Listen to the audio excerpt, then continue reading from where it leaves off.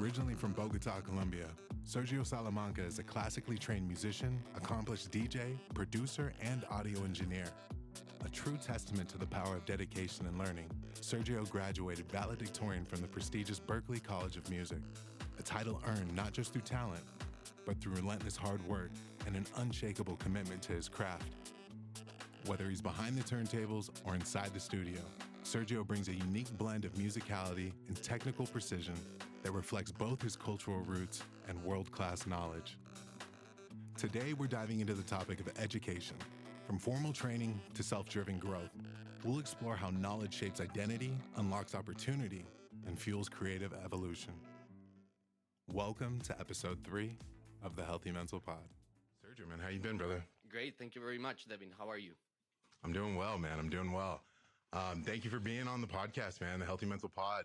This episode, I really wanted to dive into, the importance of furthering education, whether it's in a, major academic setting or just furthering your education on your own by gathering knowledge and things like that. Sergio, man, again, thank you for being with us.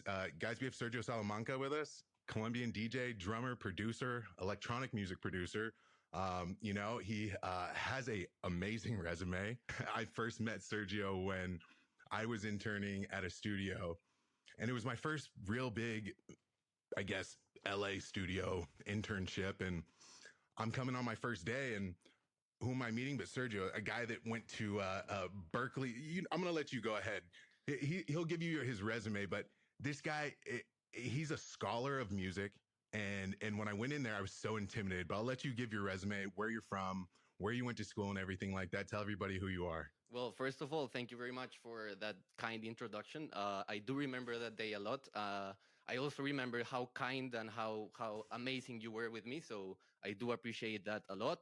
So a little bit of background from myself. So I am from Bogota, Colombia. I was born in 1998. I pretty much grew up in Colombia throughout my early years. I got my early influence in music thanks to my mom and my parents, because especially my mother, she grew up in a household, in a house community full of musicians, like pretty much all her brothers and sisters, and were involved in music in some certain way. And like pretty much all of the family from my mother's side, at least they know something about music, and they were obviously involved pretty much with like 70s 80s kind of rock vibes, like especially the Beatles, like Rolling Stones, Pink Floyd, um Elton John, Simon and Garfunkel, like all of these names. So Absolutely. I was pretty, I was giving a very huge, like broad introduction to music. And Right. obviously throughout the years, like I've been changing my influences, I've been changing my styles. But education wise, I started playing drums and having drum lessons when I was 7 years old. So that's 20 Nice. years from now. I'm 27 Wow. years old now.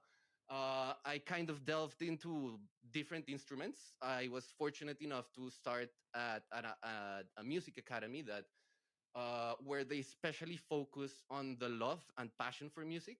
What was because it? What was the name of that academy? It was in Colombia, yeah, yeah, obviously. it was literally called the Academy. That's what's up. It didn't have any like name, like any nothing. It was in Yeah. Spanish called La Academia, and they had Okay. like yeah, they were especially focused in like younger kids, of course, Okay. Yeah. because it's they were like more focused in like captivating the attention for music and developing this love and passion for music from the very young age, from when I started at 7 years old. I felt like this like pull towards drums. Right. Like I instantly loved drums and the drum set. Like I loved movement. I'm a pretty active person. I'm like very energetic. So like Right. expressing myself like kinetically and like musically through movement was something that was like out of the like that was insane for me. So I kept on with music lessons, pretty much focusing on the drum set. I also developed a little bit of piano techniques, like pretty basic, until I was the age of 13. Around the age of 13, 14 years old, I was fortunate enough to have very supportive parents, and like also like very smart and strategic parents, especially my Right. mom. When I was 13, she was like, okay, like if you really want to do this for a living, and like you really want to focus in music, then of course you got to go to like basic like school. Like you got to learn like the actual theory of music. Like Your mom wanted you to actually like show that you actually wanted it. This is something that you truly wanted, you desired. So you need to know the ins and outs. absolutely, yeah.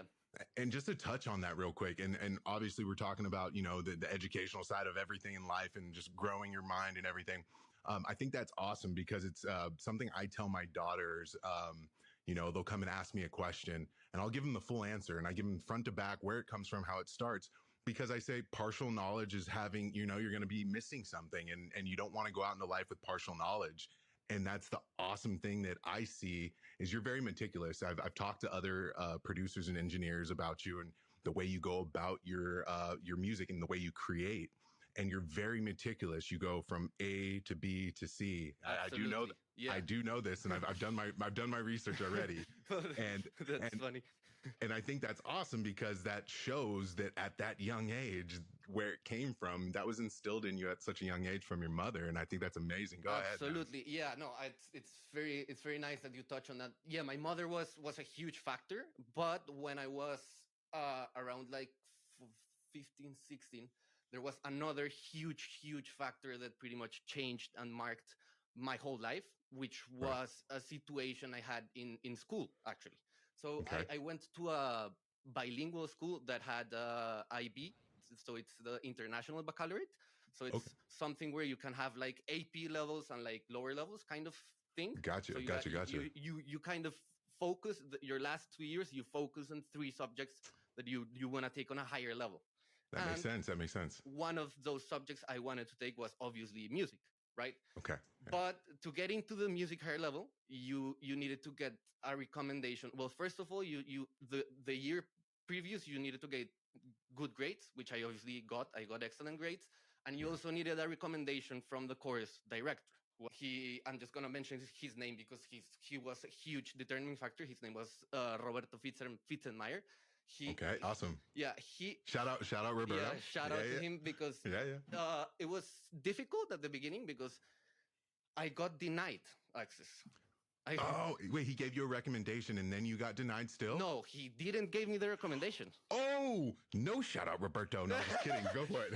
No, I'm gonna explain why that moment like changed my life, and like Right.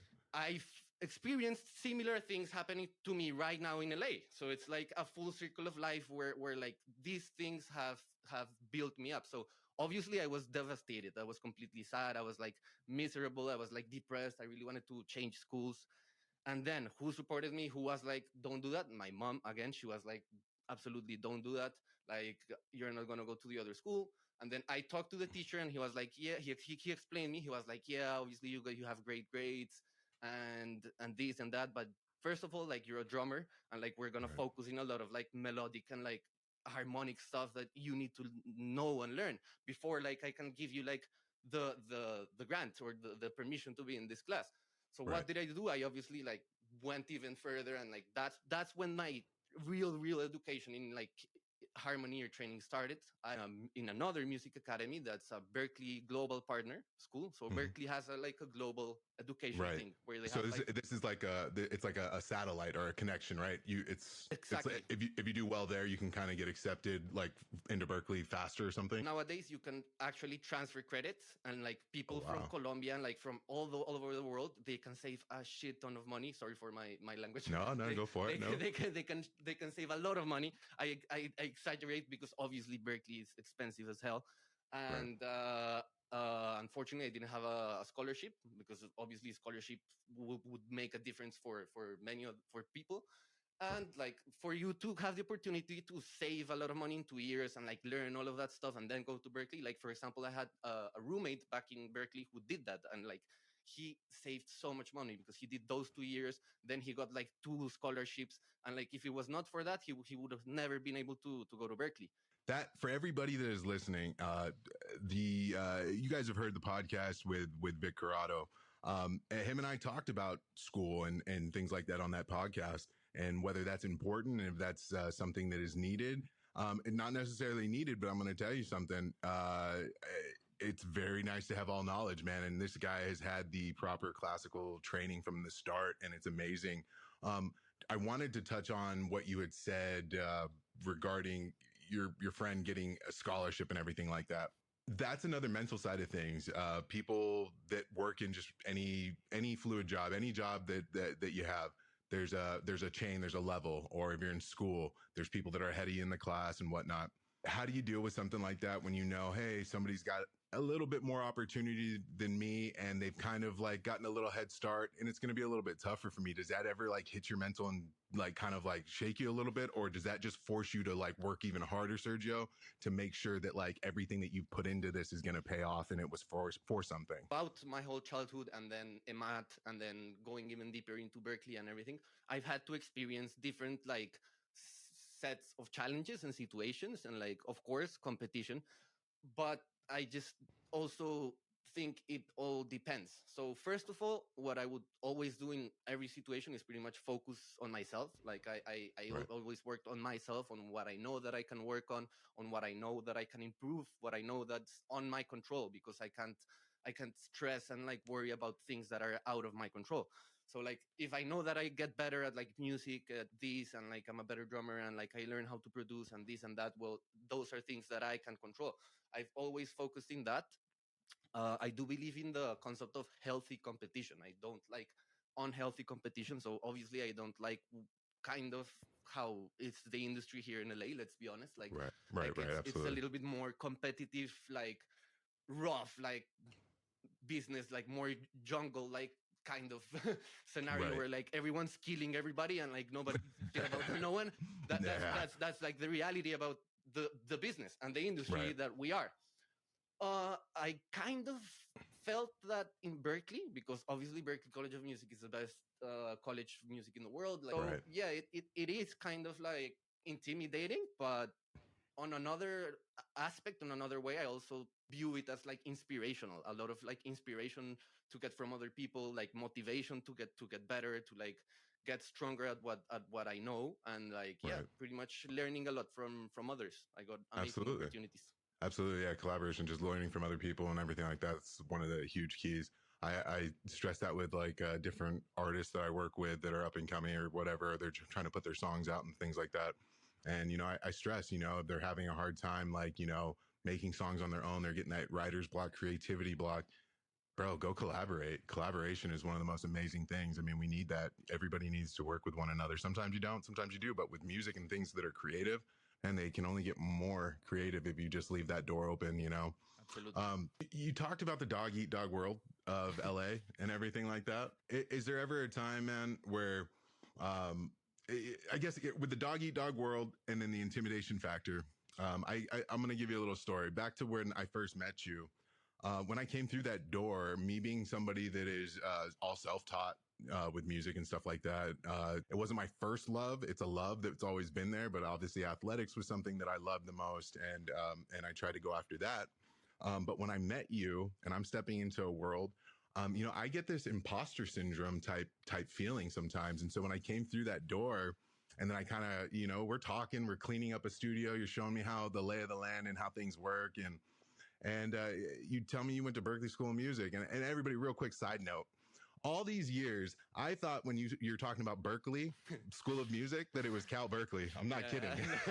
And Sergio's corrected me like 3 times, and I misspell it all the time. He's like, it's Berkeley in Boston, man. Come on, dude. Yeah. And he just gets, I'm like, okay, my bad. I understand. But no, so I come into that studio and he tells me where he goes to school. And obviously, anybody that went to school for music, I know you take your stuff seriously.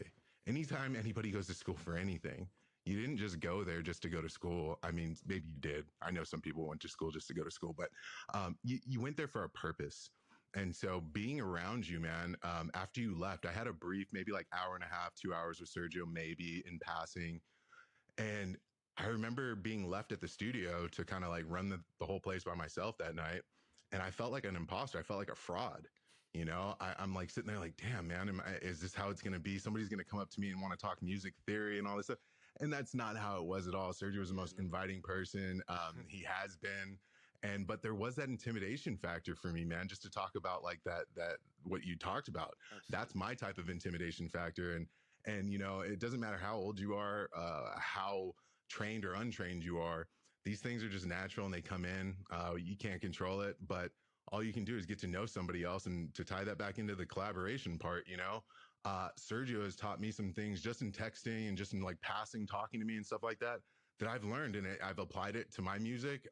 Everybody that I've met in that setting, I've been able to do that. And you can kind of take from everybody that you can and you make it your own.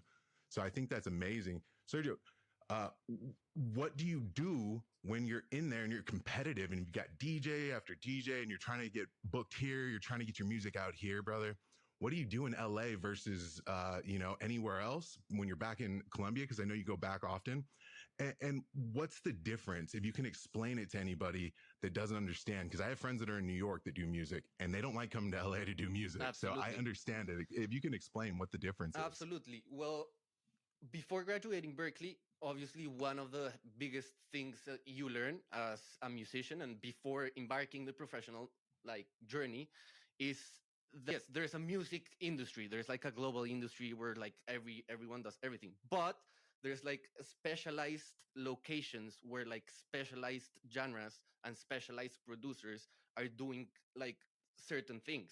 So obviously, if you go to Miami, well, you have like the Latin vibe where you have more reggaeton, where you got like more hip hop, but like more like Latin vibes, more like probably in the electronic music sense, like probably like more Afro house, like a little bit more beach vibes. So like all of that. Then you got like New York, which was usually known for like jazz, and it still is like pretty much like jazz, but there's also a lot of like hip hop, like alt rock, and like all of this. LA is kind of weird because LA, I've always seen it like as a place that has like a little bit of everything. And obviously, like we know, like LA has the best studios, the best producers, the best musicians, and everything. Does it? Does it really? It does still, especially in terms of facilities, like like the physical, like studios, locations, like gear. Yes. Second of all, obviously, like engineers, like talented engineers, like Manny Marroquin, Chris Lordalch, like all of the big ones, like most of them, they are also like still here. They also go to studios, and also like artists, and like the industry still revolves around LA. Do I believe this is going to be forever? Absolutely not. Absolutely, this is not what I believe. I actually believe, and I have some friends in Colombia where we are like preparing ourselves for a near future in which I believe that Colombia is going to kind of surpass pretty much everything. If you go and listen to the most like trending artists, like 2 or 3 of them are Colombian. Karol G. Right. You got Fade or Fercho, however you want to know it. And you got J Balvin. You got others, obviously. That's right. That's right. But man, I mean, this is not the music I personally like. So I've always changed through many things. I mean, I've never been a fan of reggaeton. Honestly, I don't like it personally. But I am a producer. I'm an engineer. I'm a professional in this. So I gotta like leave aside my personal taste sometimes and like kind of focus on what's trending, what's good, what isn't, how does it work, why does it work. how is it successful, why is it successful, why do people like it, why do people don't like it. Like all of these aspects are like producers nowadays, they underestimate the power of like analytics, like data analytics, and like knowing where your super fans are, like where are they Mm, located, in which part of the world, what right. kind of people are they, what language do they speak, how does the culture sees and feels in like different areas of the world, like because that's a little bit of a problem that happens here in LA. It's like everyone's so LA focused, LA centered, and like this is the industry, this is the only thing that matters. Absolutely not. I do feel that's a great, an amazing place to come and network, meet people, learn. Absolutely. I don't think it's absolutely necessary though. I think Right. that we live in a world where like you can pretty much grow, learn, and improve wherever you are in the world. We live in a digital age where you don't have to necessarily be in the biggest studios or the best studios to have your work be quality. If you do it the right way, and you market, you distribute the right way, and you sometimes have those contacts, right? That one or two contact, bro, you're good to go. So yeah, I agree with you. You don't have to be in LA. Like I said earlier, I've got a friend. He works for the Grammy Foundation in New York, and once a year they send him out to the Grammy Foundation here. He runs camps for kids and stuff like that, music camps. And he said that he just does not like being out here. When he's out here, he can't wait to get back to New York. And it's because he says, you know, it's more so people are, what can I get for myself, like you said, and not trying to really help the next guy along.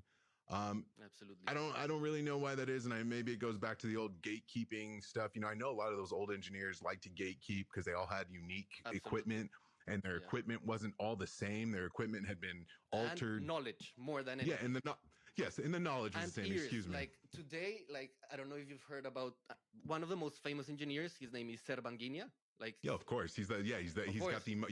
everybody. Yeah, of And course. like he obviously he never shares anything. He never shows anything. He never teaches anything. He never appears in anything. Like he's very extremely reserved.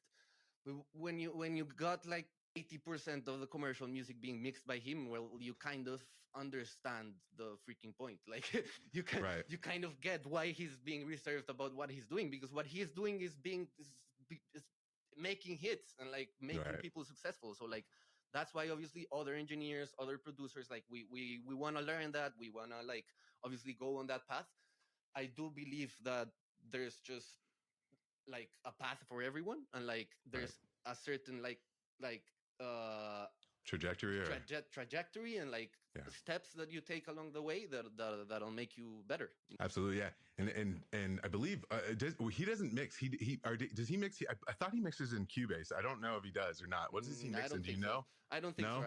I really doubt it. I mean, it could be possible, but I don't think so. Right. Obviously, we know that the industry standard for production and mixing is Pro Pro Tools. Tools. Right. And that has also been a little bit of a challenge for me here. I know what you use, man. I mean, I use Ableton mostly, yeah, but Right. for And production purposes. right, and that's intimidating to me. I've cracked open Ableton one time.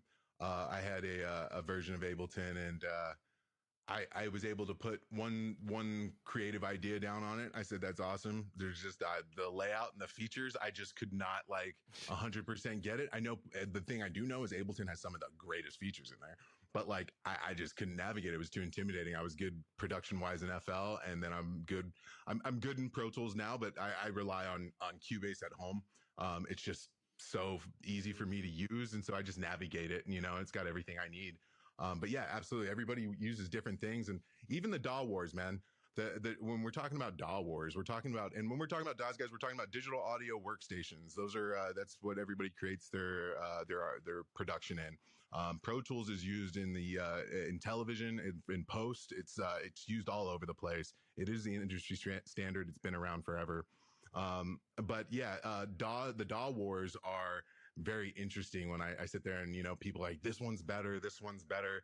Bro, if it doesn't degrade the sound, if it doesn't change my output, you know, on my master, if it doesn't make it sound different than anybody else's, bro, I'm going to use what I'm familiar with. And I think that's what everybody should do. But the problem is within the industry, these engineers and stuff aren't just trading stems. They're getting the whole session. They're getting session files. They're getting like Pro Tools. A lot of engineers are getting the Pro Tools session from the tracking engineer, and that's what they're working off of, you know, and that's why it's easy just to shoot that one back and forth, I think, you know, for the most part. I don't know. What do you think? Absolutely. I mean, obviously, I agree with you. It's how they say it's the cook, not the not Right. the kitchen. Right. Right. It's Yeah. not Yeah. the technology. It's not what you're using. It's how you're using it. Is how you know how to use it. How you know how to like get the best of what you're doing. Right. Like it pretty much applies to everything, in my opinion. It applies from microphones to preamps to gear to volume to panning to EQ to dynamics to Right.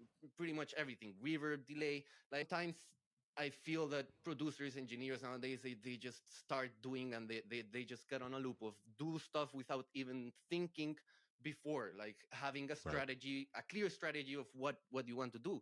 Like think about it as a perspective, like do I want to make it more creative? Do I want to like have my input on a mix and like kind of like make a stamp and like make a little bit of like a production value kind of sort Right. thing, or do I want to Right. keep it pristine and like keep the clarity, like just make it sound clean, like be assertive and be like strategic with what you are doing, why and how, like Absolutely. thinking on the end process. And like that's why you mentioned, and that's why I'm like pretty meticulously with like a lot of things, especially when it goes to mixing. Like for example, I'm like pretty obsessed with numbers and dBs, and like so I don't like to use knobs. I don't like to Okay. move the knobs. I like Right. to like type numbers pretty much for everything, because like I think like numbers wise Yeah. in like volume wise, and Yeah. well, obviously, except EQ, because EQ you got like other parameters, and like obviously you got the Of Q course. and whatever. But like the, pretty much numbers. It's like kind of Right. like a numbers game. Like, and I really like the whole like the puzzle kind of thing, like solving the puzzle and like making a mix stand out, making it like a little bit more attractive, appealing to the audience on Right. the genre that you're like working on. So like Right. always have like a clear idea of what you're doing and why. Absolutely. Something I tried out the other day. So I'm mixing a song the other day, and I have ChatGPT on my computer, so I just wanted to see how intuitive it was. And yeah, I've my ChatGPT is I've named her Jackie. She's a full-fledged assistant of mine now. Yeah, we've got a great partnership. Love her to death. Shout out Jackie. But I mixed an entire song asking ChatGPT to help me just by typing in what I wanted to do, Uh-huh. the vibe I was going for, this and that. And I would type in, obviously, I'm giving it a plethora of information. I'm typing in where, you know, where my peak is, my true peak, where everything's sitting. And I was very interested at what it was telling me to do. And I'll be damned if the song didn't come out like half decent. You know, it wasn't great, but it was half decent. Yeah, So it's wild to sit there and see where we're going in technology and things like that. And when you're talking about numbers and stuff, absolutely. you know, I'm very fascinated with numbers and things like that. I use Chat GPT though when I need to really get some things done. So that's where I go.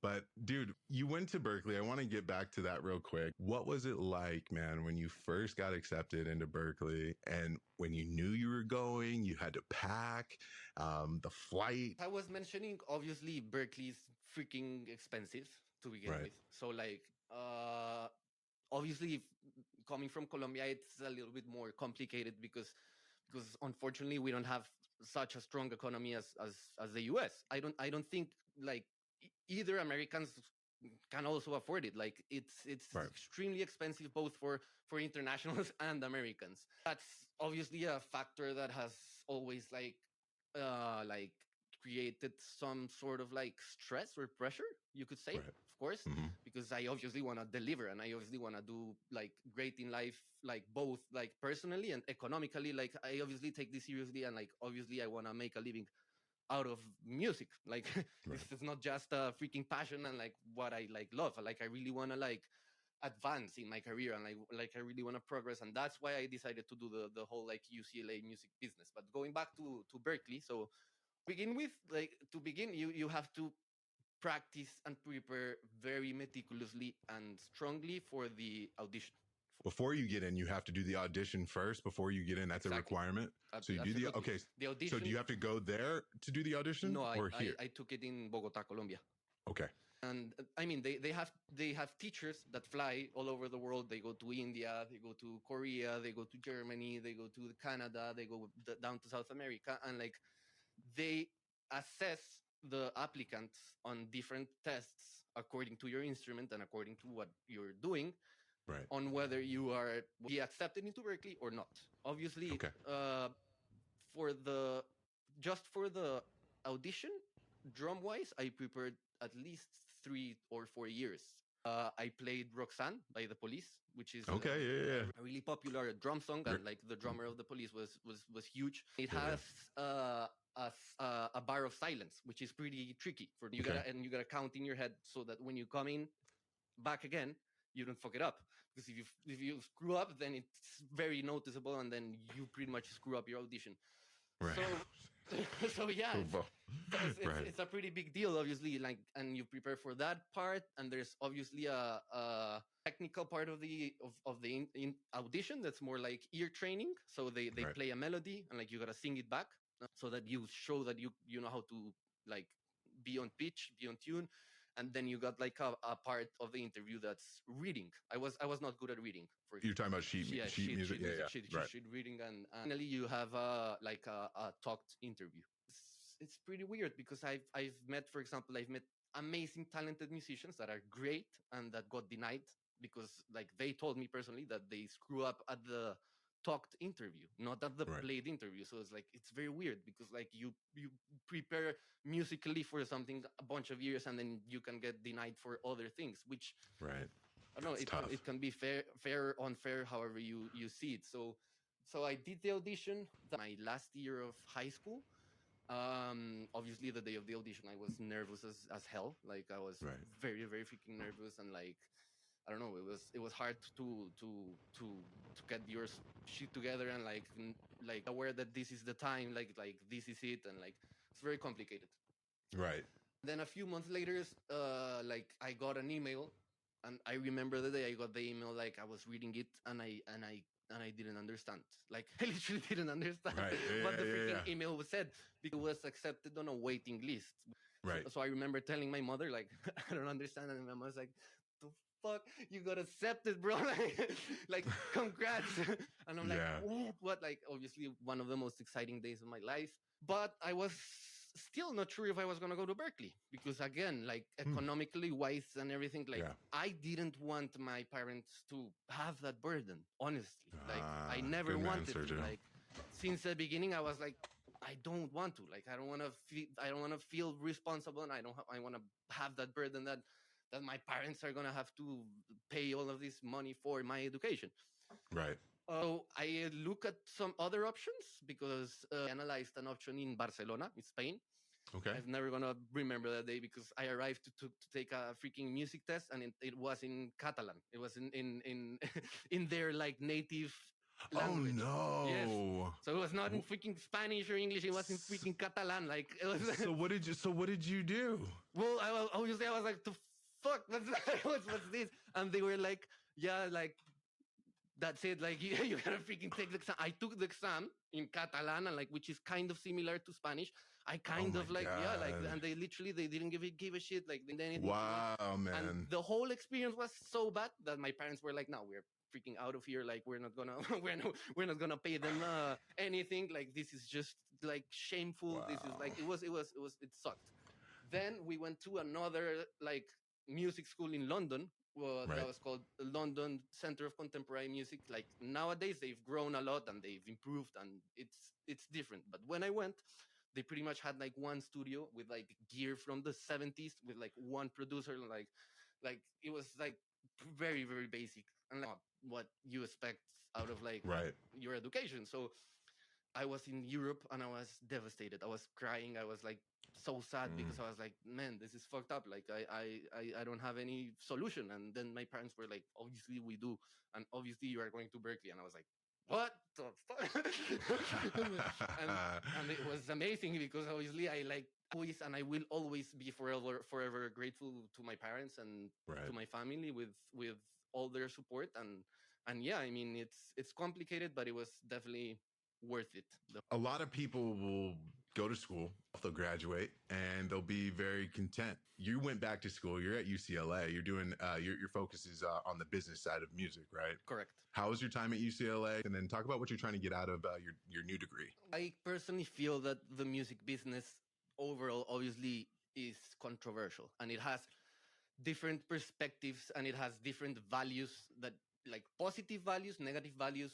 So the past year has been pretty challenging because the more I learn about music publishing, copyright, your rights, your licensing, uh, everything that involves creation, distribution, publishing, licensing of music, it's quite more depressing and hard, honestly, Right. because the more you learn about the reality of how contracts work, how royalties work, how difficult it is for artists, independent artists, to grow and like to really learn about artist development.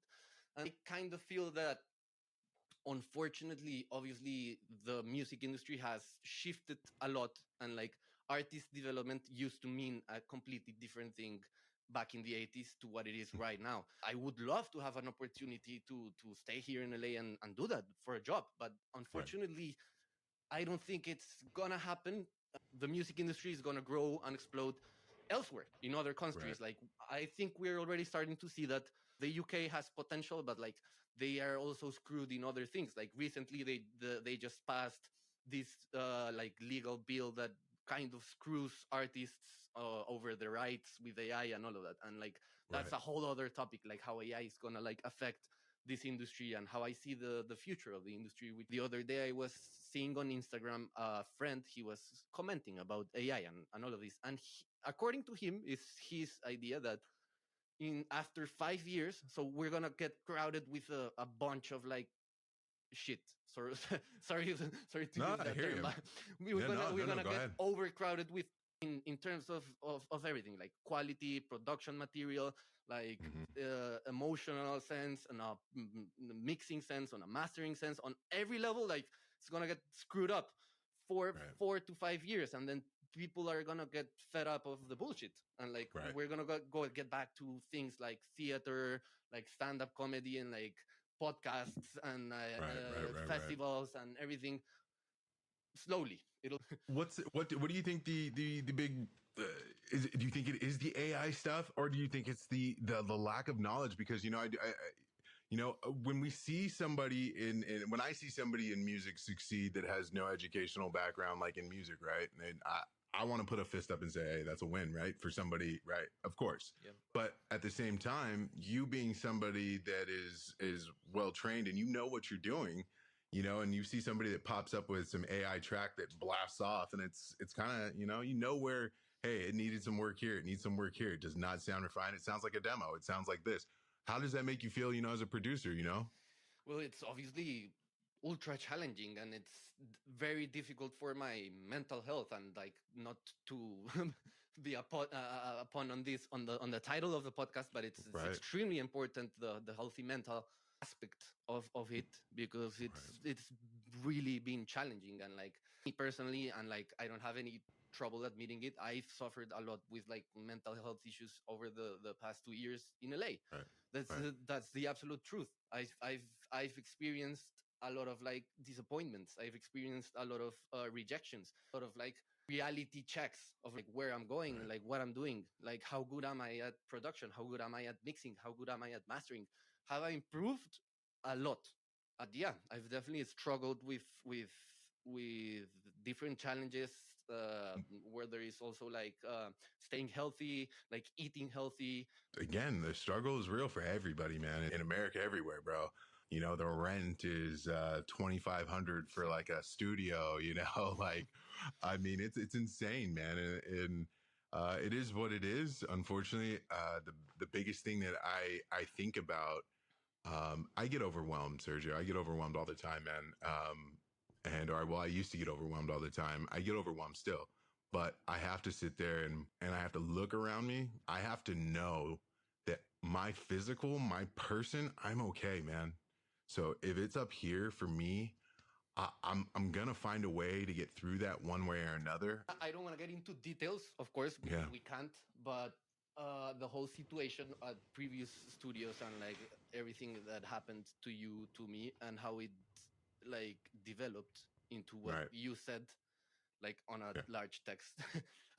I don't want to obviously like mention what Right. you said. Hey, no, real But quick, real quick. I'm gonna be real honest on this pod, real quick.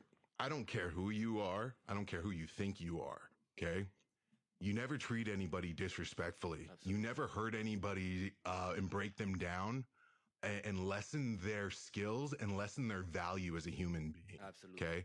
I'm not going to get into specific details either. absolutely, Everybody that listens to this pod that we are friends with knows exactly who I'm talking exactly. about and talking to. But I don't care who you've worked with as an engineer years past. You could work with Justin Bieber. You can work with whoever you want. Yeah, Okay.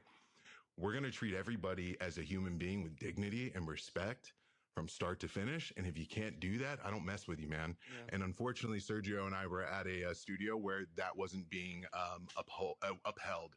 absolutely.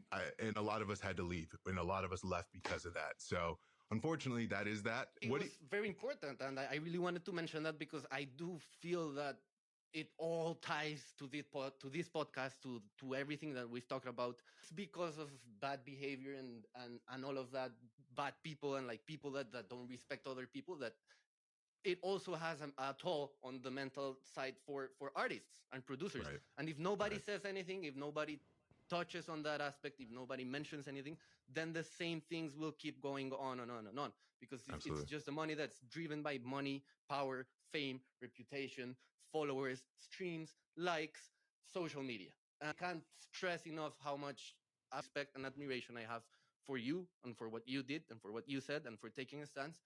And like it freaking teach me a lot. Like I was struggling a lot in that time, and like right, you helped me. Like you helped me get out of that mental aspect, and you helped me believe in myself. You helped me like understand that I'm a human being after all, and I deserve respect, basic respect. Yeah, I just wanted to like really thank you for that, honestly. Matt, I appreciate that, man. You never have to thank me for that. I wish just more people would actually just kind of, say some things sometimes. But at the same time, I've talked about the last pod, knowing when to hold them and fold them. And sometimes I've gotten in trouble with my mouth for speaking up at the wrong Yeah, time and telling the wrong person what's up. We can always learn from different situations, and that's what life's all about. But this is a beautiful thing, Sergio. When you do get into these mental debacles in your head and stuff like that, which we all do. And you talked about the depression. What's something that you do, that somebody listening here that's dealing with depression and dealing with things like that? Because I have clinical depression. What's something that you do that helps you alleviate that and get you through some things sometimes? I'm away from my country, from my friends, from my family, from my culture. So it obviously it takes time adapting. Now I've been living in the US for 8 years now, so like Right. it's been a while, and like obviously I've developed a strong skin like as every year passes. Like at Berklee, of course, at Boston, the first time you arrive as a Colombian, and like the first winter when you get like snow up to like here up to your face, and like it's and like Yeah. it's rough and it's challenging. So for me, I've always learned how to find fun, joy, excitement in the process. Try Gotcha. to stay in the now, and like Right. try to remember yourself that you're doing it for the journey and not the Mm-hmm. destination. And something Mm-hmm. that's completely overlooked in this industry. Like people are used to like just freaking mixing up to 4 or 5 a.m. in the morning, like overnight sessions every night, Yeah. all night. Yeah. Like It's super detrimental to your health and to your mental health to have those long hours. I'm gonna be real. I've been in those music sessions late, and I've stayed super late. yeah, I've stayed till 4 or 5 in the morning before, no, and yeah, and we're in there with certain artists, And I'm gonna be real with you, man. There's nothing amazing that happens musically after until 4 or 5 in the morning. I Yeah, know, after I 12. know. Yeah, what is it? But how do you think these artists are staying up till 4 and 5 in the morning? I Of mean, course, that's not a pleasant of course, yeah, situation for of me course. to be in with these artists. I'm just like, come on, bro. Absolutely. I'm And like, I just want to touch quickly on that. Now that you yeah, mentioned you were extremely real, I'm going to be extremely real as yeah, well. yeah, I've also struggled with a lot of issues with substances sometimes, Yep. because sometimes you like rely on them kind of making you feel better, which is obviously not the case. So like Right. I not depend on that, but yeah, unfortunately I have to admit that sometimes I've relied on alcohol and like weed and like certain substances to Right. make me feel better and like to help me go through certain things. But Right. honestly, it's just up here. It's just on you. And it's Yeah, Sergio, I know I understand where you're coming from. Sergio, man, I appreciate you opening up on that topic as well, bro, because it's something I'm very familiar with and very, very, very, I understand that very much so. And, bro, life is all about a healthy balance. I don't care what you guys do. If you run a full marathon, 26, whatever miles a day, your knees are going to hurt, man. No marathon runners doing that. I mean, you got to gradually go into things. There has to be a healthy balance. If I sit in front of music, if I sit in front of something so long, I'm going to sit there and just want to pull my hair out. Live a balanced life. Everything in moderation, whatever you do. It's just you got to know yourself and everything in moderation, a healthy balance, man. And that's with what you eat, how you exercise, the people you talk to. Don't have a bunch of negative Nancy's in your life. That's what will start to come out of you. You will see it. You'll feel it in your coming out of your pores. You'll feel it in your bones. You'll feel it everywhere. And you are the company that you keep. That's really it. So, Sergio, this has been an amazing podcast. Real quick, thank you, man. I appreciate you being on. What's next for you? And tell everybody where they can find you, follow you, check out your music and everything. Absolutely. So on Instagram, on Spotify, you pretty much can find me as SSS DJ. So it's 3 S's, all upper caps, SSS DJ. That's that simple way you can find me on Spotify. On Instagram is SSS DJ Producer. On LinkedIn is Sergio Salamanca, like my name, Sergio Salamanca. On Instagram, I have links to my Spotify as well, to a website.